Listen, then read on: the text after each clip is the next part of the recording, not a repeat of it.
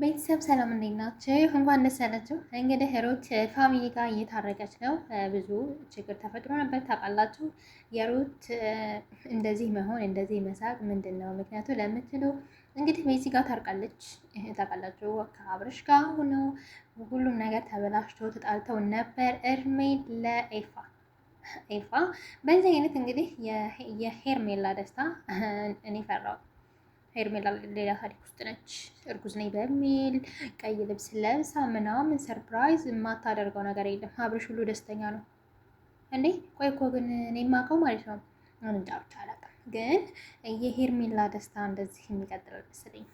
እና እስኪ እናንተ የምትሰማችሁን ሀሳብ አስተያየት ኮምቱልኝ።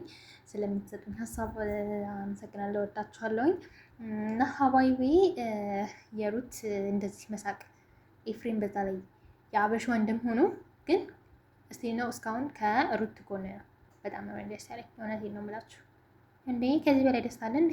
በጣም ነው የሚያስደስተው። እና ሁላችሁም እንኳን ደስ ያላችሁ። በሂደት የአብርሽና ሩት መታረቃቸው አይቀርም። የአብርሽ ታላቅ እህት ጋር ሩት ታረቀች፣ ሰላም አወረደች ማለት አስቡት። አብርሽ ደግሞ የነ ቤዚን የእህቶቹን ምክር ይሰማል። ሄርሜላ ውሃ ሊበላት ነው ነው የምላችሁ። አላውቅም ምን እንደሚፈጠር እና እንደኔ ደስ ያላችሁ እስኪ አበረታቱኝ፣ ከጎን ሆኑ። በቀጣይ ባሪፍ ቪዲዮ ባሪፍ ዜና ይዤላችሁ እመጣለሁኝ። አዳዲስ ነገሮች አሉ እየተባለ ነው። እሱ ምንድን ነው? ስለ ሄርሜላ ማርገዝ። የእውነት ሄርሜላ አርግዛለች ወይ ወይስ አብርሽን ልትፈትነው ነው? እኔ ግን ሄርሜላ ያረገዘች አይመስለኝም። ማቃ ነው። ምክንያቱም ሩት እንዳረገዘች እያወቀች ይሄን ነገር ይሄ ስህተት ሄርሜላ አትሰራም። ሄርሜላ በነገራችን ላይ በጣም ስማርት ነች። ብዙዎቻችን ያልተረዳናት ነገር ማለት ነው። ሄርሜላ በጣም አራዳ ነች። ስለዚህ ይሄን ነገር አታደርግም። እመኑኝ፣ ይሄን ነገር አታደርግም። የእውነት አደርገው ራሱ ቢሆን አብርሽ አይቀበላትም።